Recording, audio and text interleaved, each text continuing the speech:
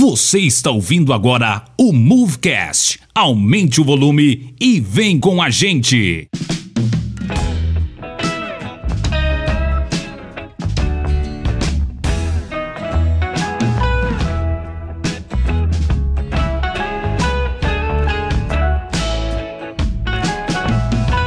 Bom dia, boa tarde, boa noite. Eu sou o Kennedy e é só pegar a direita, dobrar o joelho, seguir reto toda a vida que tu chega na Rua Azusa. Meu Deus do céu.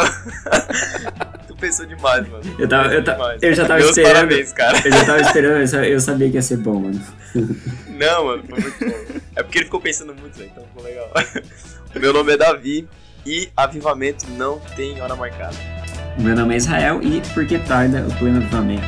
Nossa, review, rapaz.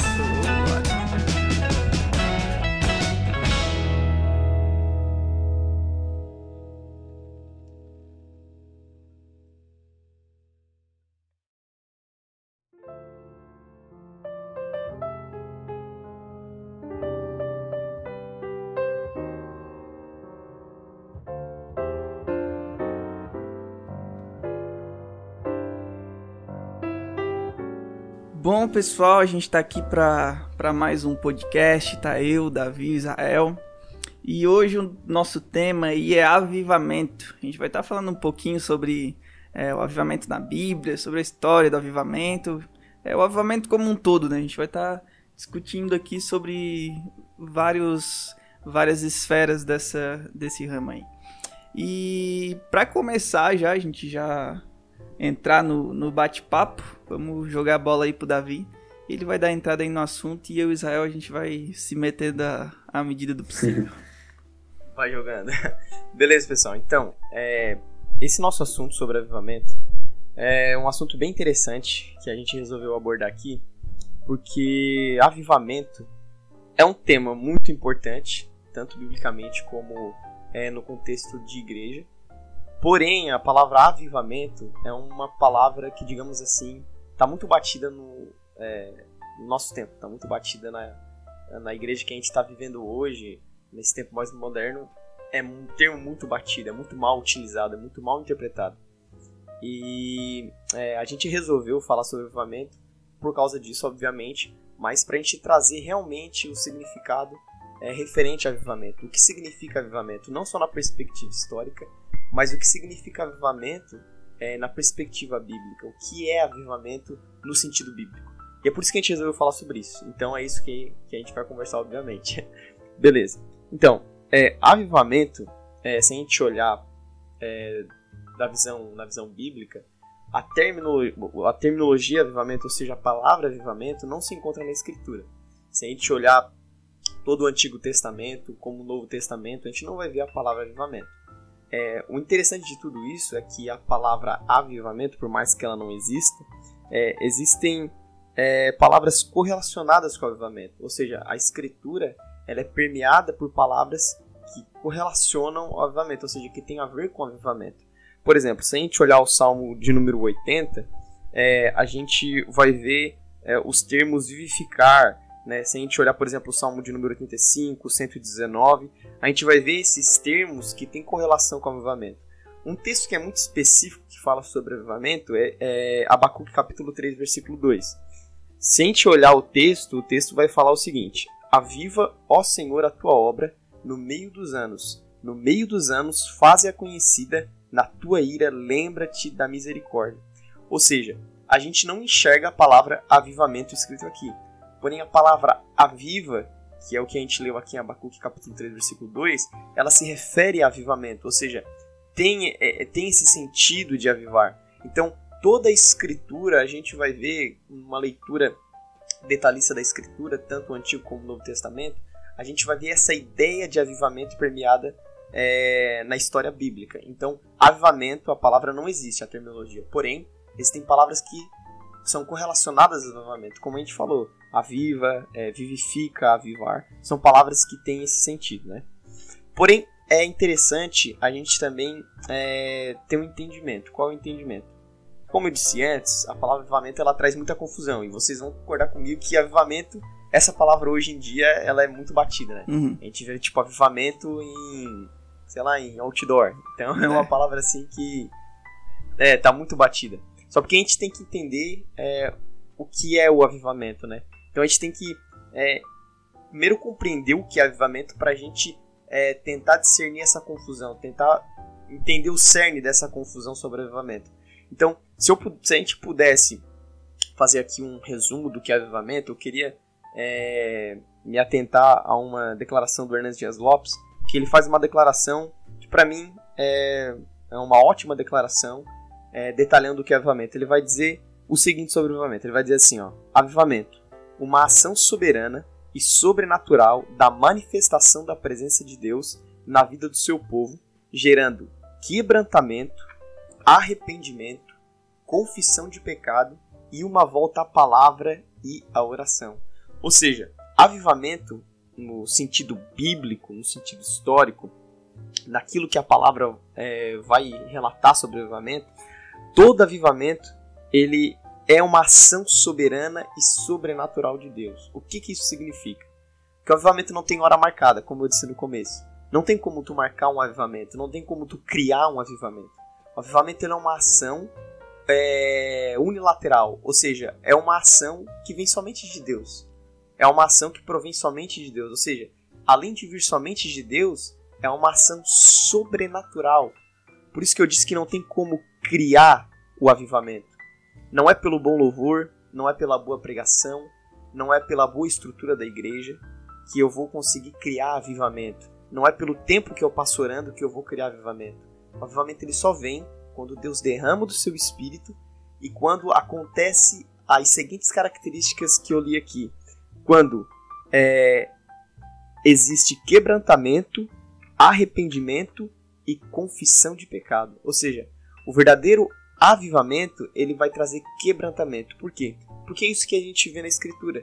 Toda vez quando Deus derrama do seu espírito, tanto no Antigo quanto no Novo Testamento, a gente vai ver a Escritura relatando um grande quebrantamento. Por exemplo, eu vou citar o exemplo de Davi. Quando Davi peca, ele vai escrever logo depois do Salmo 51, quando Natan confronta ele com uma palavra que provinha de Deus, ele vai escrever o Salmo de número 51, e ele vai falar, e lá ele vai escrever, e lá a gente vai ler um relato de quebrantamento, ou seja, de arrependimento. E no Salmo 51, ele confessa o seu pecado. Então ali a gente vê um avivamento, né? Por mais que aquilo seja algo pessoal, mas a gente vê ali características de um avivamento pessoal, características de um avivamento em alguém. Então, o avivamento ele traz essas características. Sem essas características, é impossível ter avivamento, não tem como ter avivamento. Mas existe outra questão que é muito importante, que a gente deve se atentar. O avivamento ele sempre vai trazer uma volta à palavra. Além da palavra, ele sempre vai trazer o cristão e o povo, a igreja de Deus, a comunidade de Cristo, à oração e à palavra. Ou seja, o avivamento ele só vem por meio da palavra e por meio da oração. Quando a palavra de Deus ela não é o centro, ela não é a peça-chave de uma comunidade cristã, não tem como ter avivamento, né?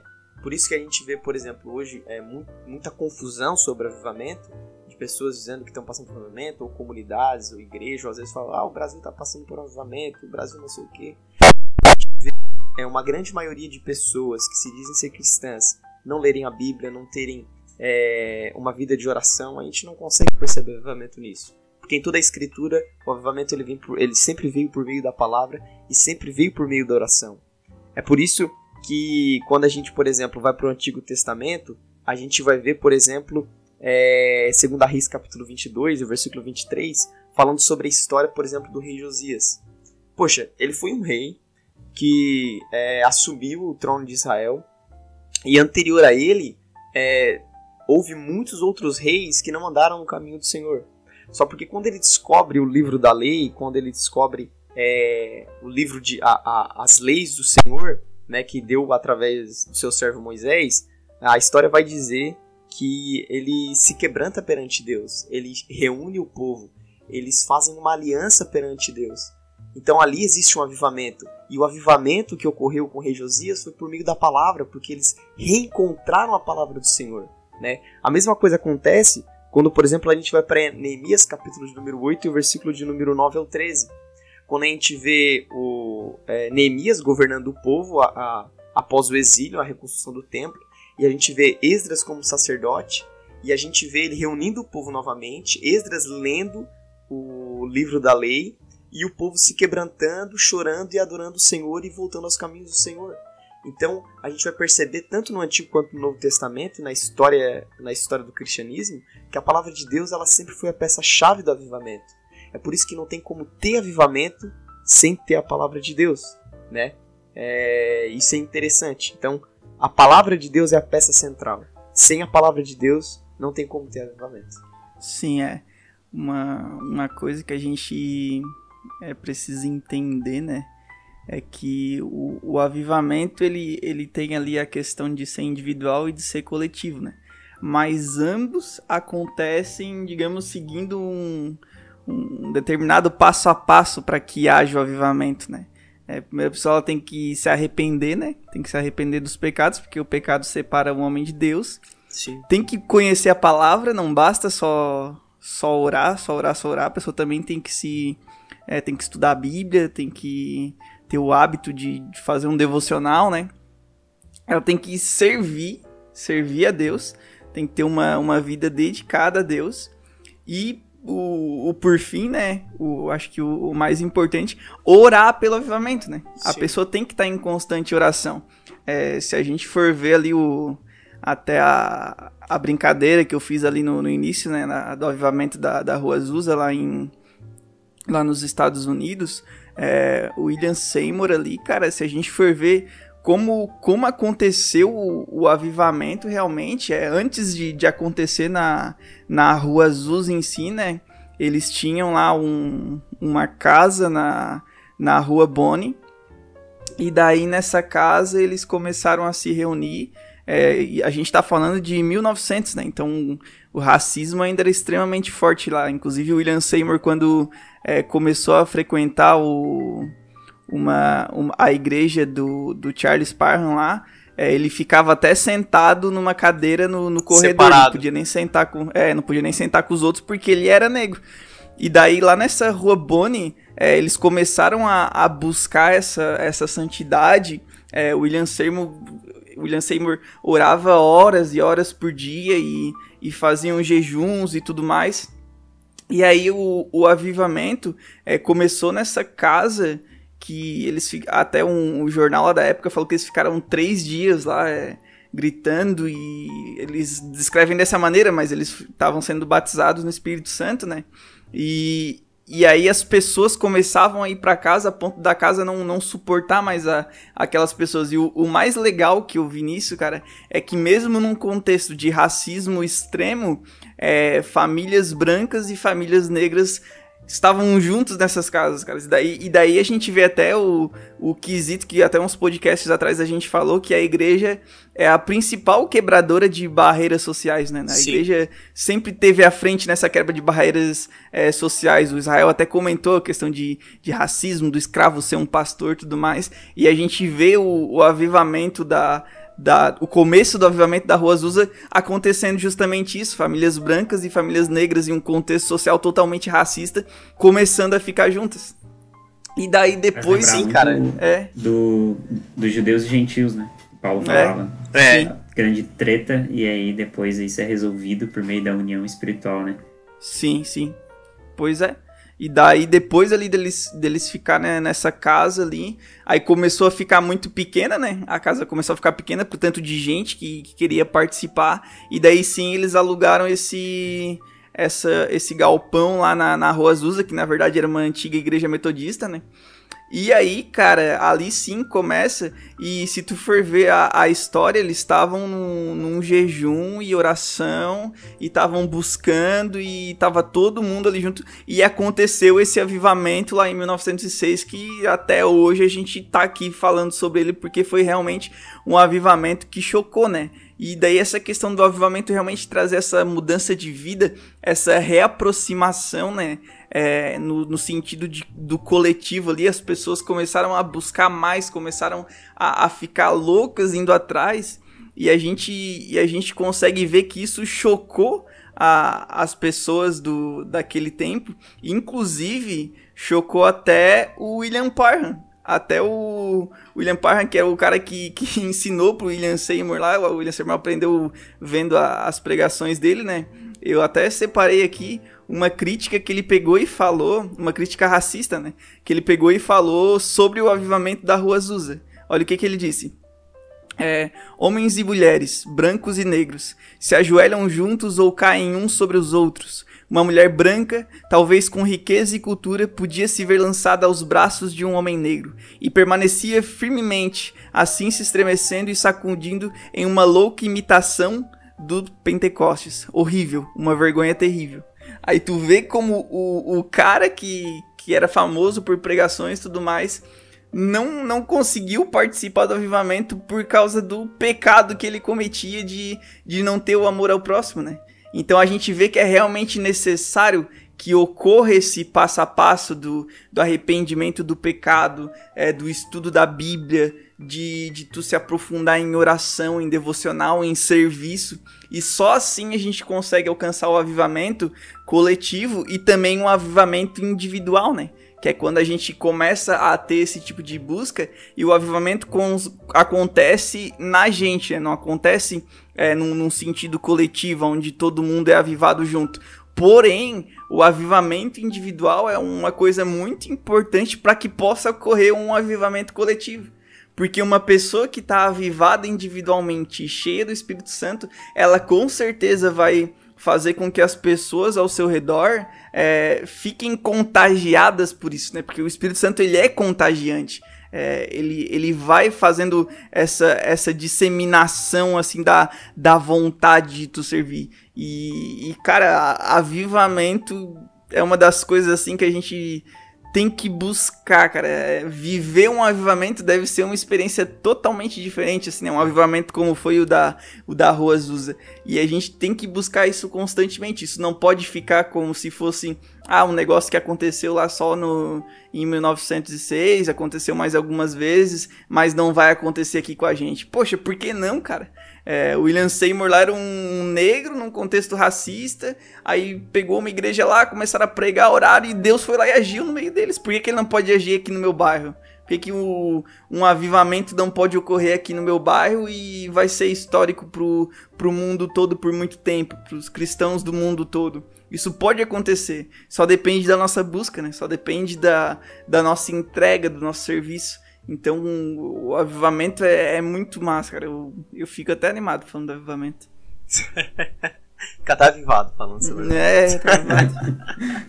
Cara, é engraçado porque mesmo a gente falando sobre avivamentos, tem um paradoxo nisso tudo, que de uma parte a gente entende que avivamento é um ato soberano de Deus, mas em outra parte a gente vê que, mesmo sendo um ato soberano de Deus, nós como cristãos devemos buscar o avivamento, né? Sim. Devemos buscar o Senhor incessantemente para, de fato, buscar o avivamento. Só porque, cara, quando eu digo que o avivamento ele é muito banalizado, é porque existem muitas coisas que se confundem com o avivamento, né? Por exemplo, a gente hoje, cara, a gente tem que trabalhar muito a questão da desconstrução do que as pessoas dizem sobre avivamento. Porque elas interpretam o avivamento como muitas outras coisas que não tem nada a ver com o avivamento, não tem nada a ver com o avivamento da Rua Azusa, por exemplo, não tem nada a ver com o avivamento do país de Gales, que, por exemplo, quase um país inteiro, cara, isso foi em 1903, se eu não me engano, quase um país inteiro se converteu ao Senhor, cara. Sabe o que é, tipo, os bares fecharem, os comércios fecharem, prostíbulo fechar, porque as pessoas simplesmente não estavam mais frequentando, porque as pessoas estavam se convertendo ao Senhor, cara. Então, assim, um dos fatores disso não acontecer é porque as pessoas pensam que estão vivendo um avivamento, quando de fato não estão vivendo avivamento, porque o avivamento ele faz exatamente isso que, por exemplo, aconteceu na Rua Azusa, quando, por exemplo, numa época de segregação racial, onde negros não estudavam com brancos, onde, por exemplo, William Seymour não podia frequentar um seminário de brancos, ele tinha que ficar do lado de fora ouvindo o professor falar, quando existiam igrejas de brancos e negros, e quando de repente acontece ali um ato sobrenatural do Espírito Santo, pessoas são curadas, pessoas são batizadas no Espírito Santo, começa aquele mover sobrenatural do Senhor, que é algo soberano do Senhor, porque ninguém esperava por isso, né? Ele simplesmente começa a estudar ali, começa a estudar Atos 2, a vida do Espírito Santo, e de repente Deus começa a batizar com o Espírito Santo, e de repente negros começam a se abraçar com brancos, brancos com negros, e sabe, cara, o que eu tô querendo dizer? Que todo avivamento ele tem uma consequência, todo avivamento ele tem alguma consequência que automaticamente vai desaguar na cultura, vai desaguar no mundo. Por exemplo, Sim. É impossível, mano, ter um avivamento e algo não acontecer no mundo lá fora. Uhum. Isso não é avivamento, entendeu? O verdadeiro avivamento, ele sempre vai trazer alguma mudança para o mundo.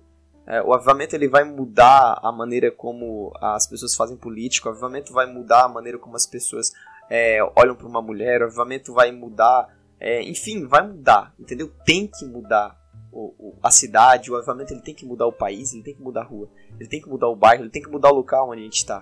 Porque se as pessoas estão dentro de uma igreja, tá tendo tudo, menos avivamento, e as pessoas interpretam aquilo como avivamento, por exemplo, comoção. A gente vê muita comoção espiritual hoje, muita comoção, não espiritual, mas muita comoção, né? As pessoas chorando e não sei o que e tal, e falam que é avivamento. Mas daí, poxa, cara, o vizinho da igreja nunca ouviu o evangelho, entendeu? Ah, não, a gente tá vivendo avivamento, beleza, cara, mas o cara tá vivendo em pecado. Então, tipo, que avivamento é esse, sabe?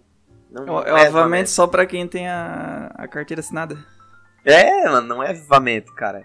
São, sabe, é aquele tipo de eventos de avivamento, né? Que a gente vê, aquelas vigílias de avivamento.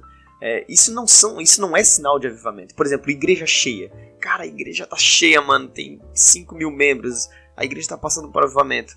Não tá passando por avivamento, entendeu? Pode estar passando, mas também não pode estar passando. Porque número de membros de uma igreja não significa nada, entendeu? Não significa que ela está passando por avivamento. Significa que ela tem membro. Às vezes o pastor ele pode ser um bom marqueteiro, a estrutura da igreja é uma estrutura legal, chama atenção, e as pessoas estão lá como consumidor, não como adorador, entendeu?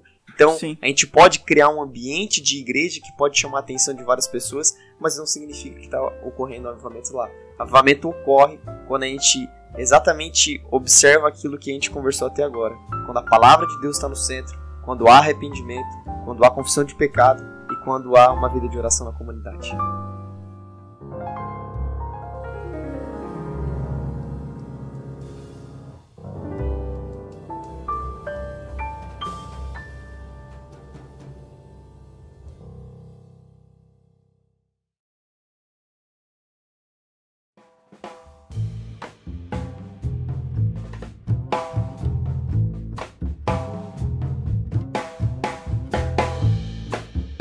Bom, para falar também sobre avivamento, né? Vocês tinham citado, né, principalmente o Davi tinha falado sobre estar ligado a perdão de pecados, né? Ao arrependimento, ao quebrantamento em si. Mas eu acho que uma coisa que a gente citou muito, acho que o Kennedy citou muito, falando sobre a Rua Azul e tal, foi sobre o poder de Deus. E talvez seja uma das coisas que eu queria só adicionar. Uma das evidências do avivamento seria o poder de Deus, e eu poderia citar isso com base num texto bíblico aqui, né? Em Atos capítulo 1, versículo 8. E eu vou começar do 7, só para dar um contexto aqui, que Jesus está respondendo a uma pergunta dos discípulos. Essa pergunta é bem conhecida, né? Que é: em que tempo ele restauraria o reino de Israel? Então, Jesus tinha ressuscitado e tal, e os discípulos estavam assim, então, vai ser agora? Porque até agora, é como se os discípulos estivessem dizendo, bom, até agora a gente não viu nada, né? A gente não viu restauração nenhuma, a gente não viu ninguém subindo ao trono. E aí, quando é que vai rolar isso aí, né? Quando é que a gente vai poder assentar à tua direita e tal? E aí, Jesus dá aquele estilo de resposta que não é uma resposta muito... não é assim, ou é tal data ou tal época, sabe? Parece que Jesus nunca gosta de responder dessa maneira. E talvez essa seja uma maneira melhor de responder, porque ele dá a informação mais preciosa do que dizer coisas certas, sabe? Vai acontecer tal momento, a tal, sabe? A tal data, mas ele dá informações muito melhores, né? Com as palavras que ele fala a seguir, que os discípulos não entendiam até aquele momento, mas versículos depois, né? Eles já iriam entender o que Jesus queria dizer.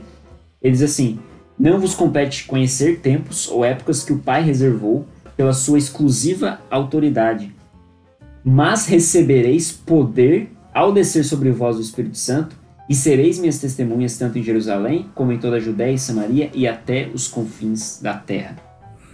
Então, Atos, não só Atos, mas o desenvolvimento da igreja, porque a igreja em si não... Muita gente fala que nasce em Atos capítulo 2, mas a igreja não nasce em Atos capítulo número 2. Né? A igreja estava reunida no cenáculo e o Espírito de Deus desce sobre aquelas 120 pessoas. Né? A igreja já estava ali, né? Mas elas são capacitadas com o poder transformador, né? Para uma missão, para uma obra.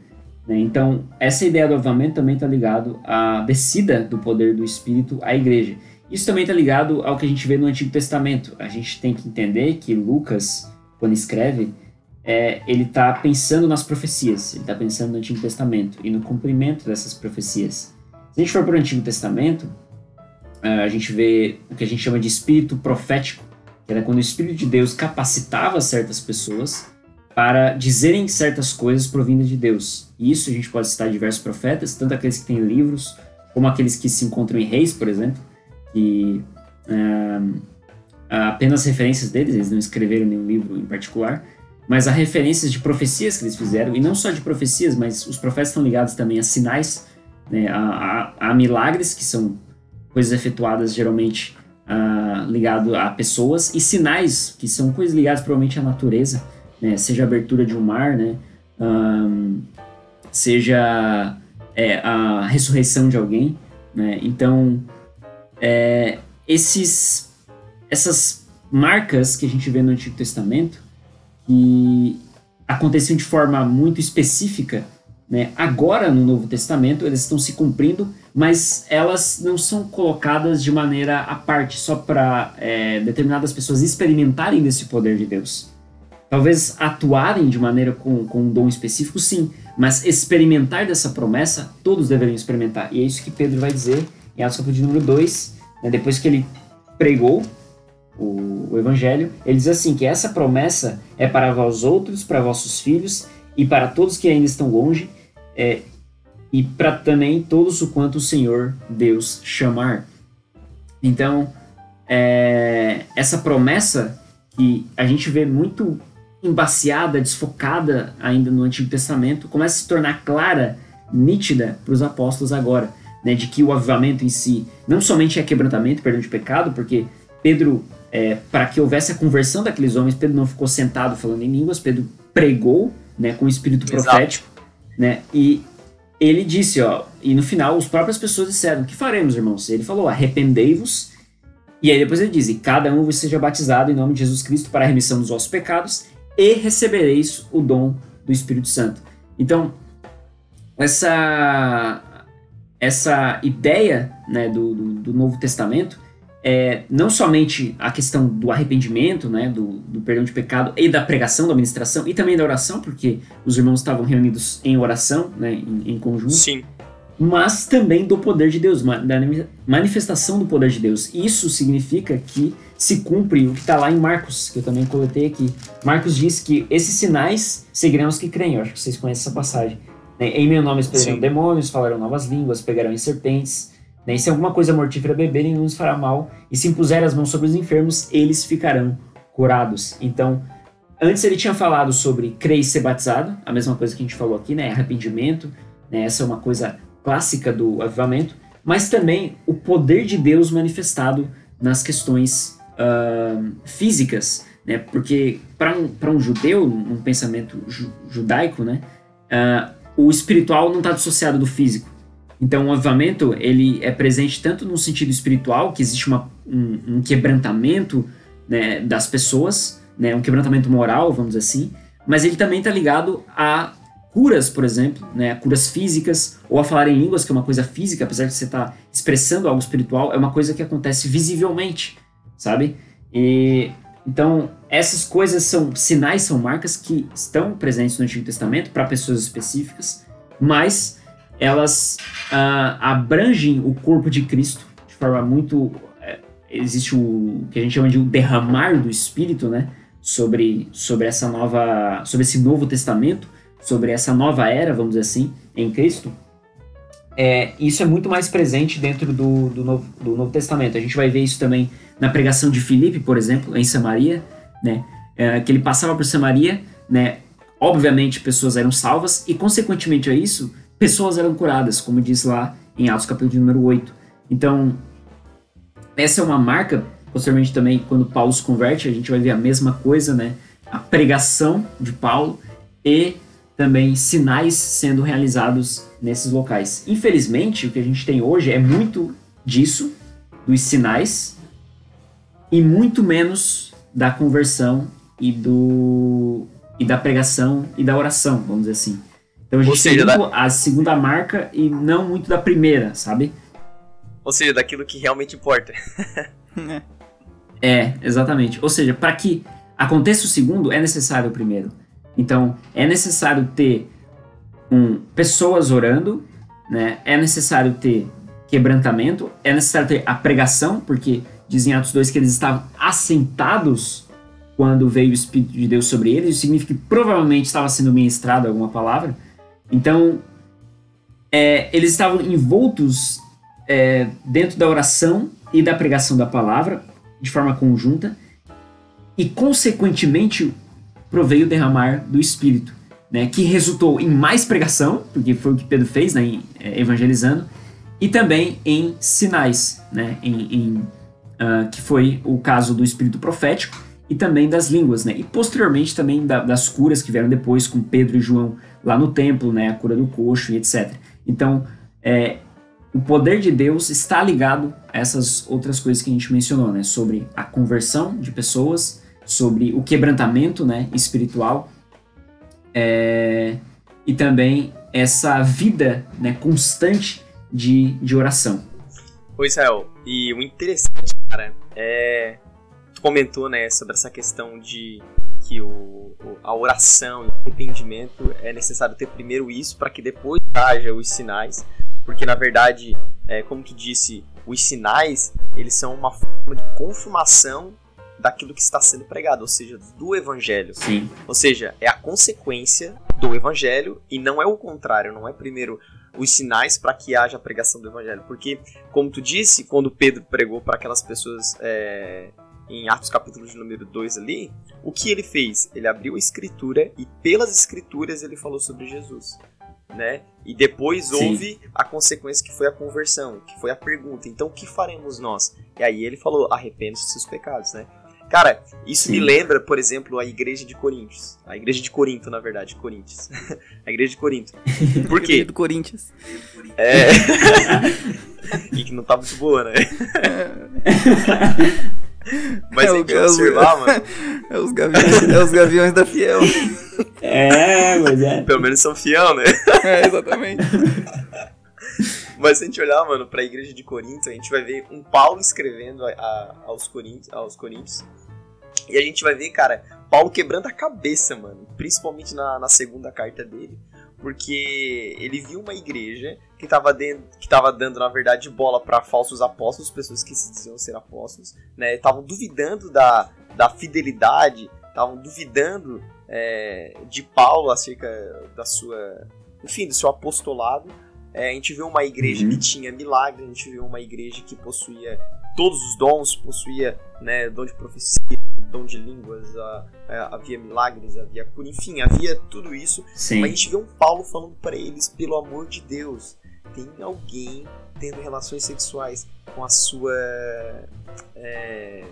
com a mulher do seu pai, e vocês não estão fazendo nada? Tipo, é um contraste muito grande, porque como eu disse, a gente vê muito dessa comoção na igreja de hoje, né? Mas como é que eu posso ver uma igreja avivada, porém que não se arrepende do seu pecado? Como é que eu posso ver uma igreja avivada se, por um lado, eu vejo pessoas vivendo em pecado? Então eu não posso dizer que tal igreja ou que tal comunidade está passando por um avivamento, quando aquilo que é de mais primordial, que é o arrependimento, que é a oração e que é a leitura e o viver a palavra não está sendo bem aproveitado, não está sendo utilizado, não está sendo valorizado da maneira como deve ser valorizado. Na verdade, não está sendo priorizado, né? É como eu botar a carroça na frente dos bois, né? Pode acontecer de tudo, mas menos avivamento. Bom, se é assim nos avivamentos modernos, né? Ou pseudo-avivamentos, se é que a gente pode chamar assim. Se a gente ouve muito dessa palavra hoje em dia, e talvez pouco do que realmente é, a gente ouve muito se falar, vamos dizer, só que pouco da essência, né? Que é o que a gente comentou, de arrependimento, conversão e tudo mais, né?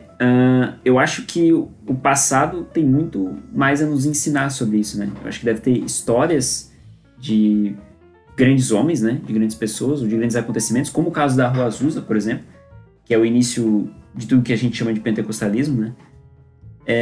Deve ter outros casos disso, de que nos ensinam acerca do que é avivamento, essencialmente, né? Do perdão dos pecados, de desfrutar de uma nova vida em Cristo, né? E de novos sinais, porque isso não só aconteceu em Atos 2 e depois parou, né? Sim. Travou ali e deu, né? Eu acho que tem muitos mais exemplos que podem nos mostrar que o Espírito Santo continuou descendo e continuou movendo na sua igreja, né? Exatamente, mano. E o que tu falou ali é uma questão bem importante, porque muitas pessoas pensam que parou ali em Atos 2, mas na verdade não parou. Deus sempre esteve avivando o seu povo, desde o Antigo Testamento, desde a Antiga Aliança, a Nova Aliança. Deus sempre tem trazido avivamento sobre o seu povo.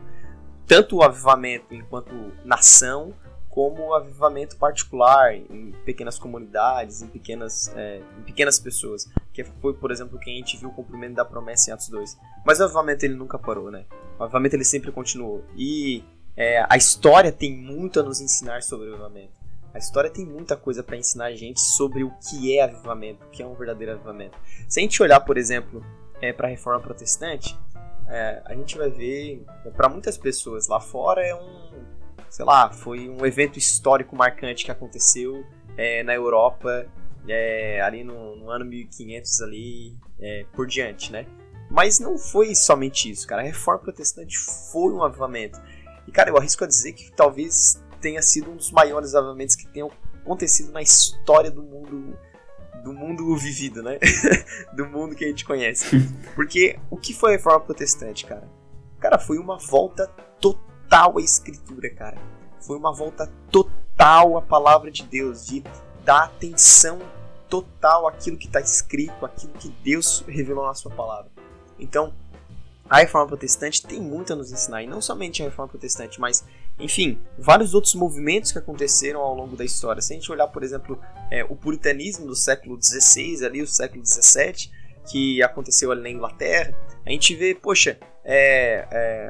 homens de Deus, né, servos de Deus, que não estavam satisfeitos da maneira como eles estavam vivendo na igreja anglicana, e eles começam aquele movimento de puritanismo, ou seja, aquele movimento para purificar a doutrina da igreja, aquele movimento para priorizar a família, priorizar a igreja, priorizar sobretudo a autoridade suprema de Deus, a centralidade de Deus na vida do cristão, e começa ali um avivamento, né? Enfim, puritanismo é um bom episódio para a gente gravar uma hora, mas só citando por cima. Sim. Existiram movimentos que priorizaram isso, entendeu? Por exemplo, o pietismo, cara, que aconteceu no século XVII, século XVIII, que foi um avivamento que aconteceu na Alemanha com o luteranismo.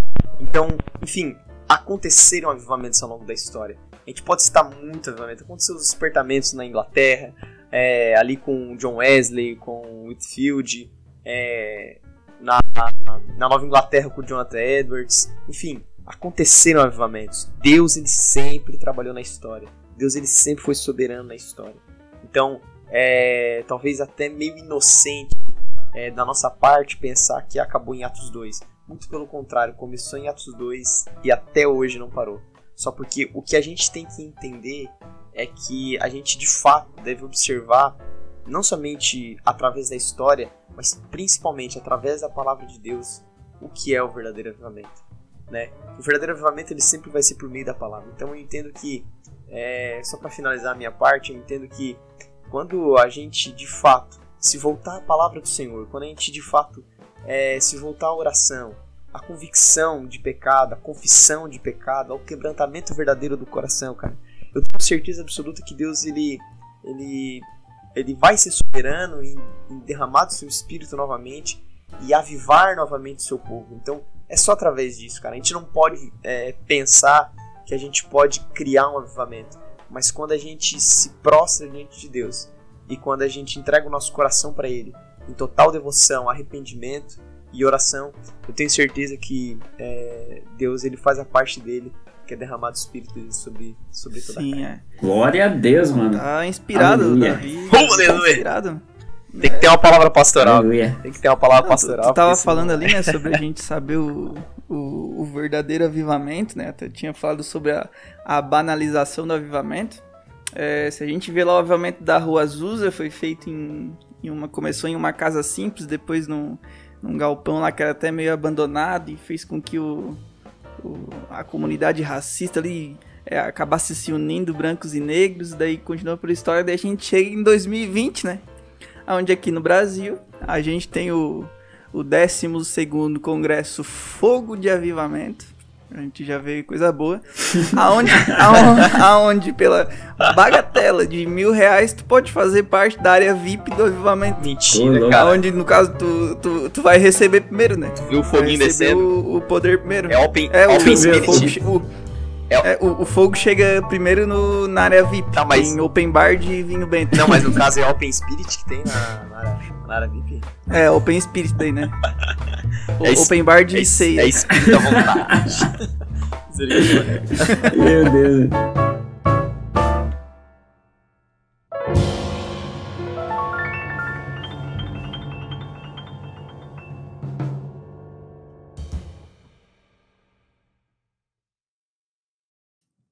Bom, rapaziada, chegamos ao fim de mais um podcast, né? E o que a gente aprende aqui, bem sendo bem rápido, né? É que o avivamento não é só aquela tendinha que a gente vê o pessoal no manto, aquele som estourado e o pessoal gritando igual um louco, né? Tem muito mais do que isso, profundamente na história. Tem a ver com quebrantamento e perdão de pecado, principalmente, né? E oração e, obviamente, a pregação do evangelho. E daí a gente vai ver que o poder de Deus age desde o Antigo Testamento, né? Passando por Atos até durante a época da Reforma. E com certeza, né? Se for com as coisas que a gente falou, né? Com esses requisitos e evidências, até o dia de hoje, né? Glória a Deus. Amém. Não esquece de garantir sua área VIP.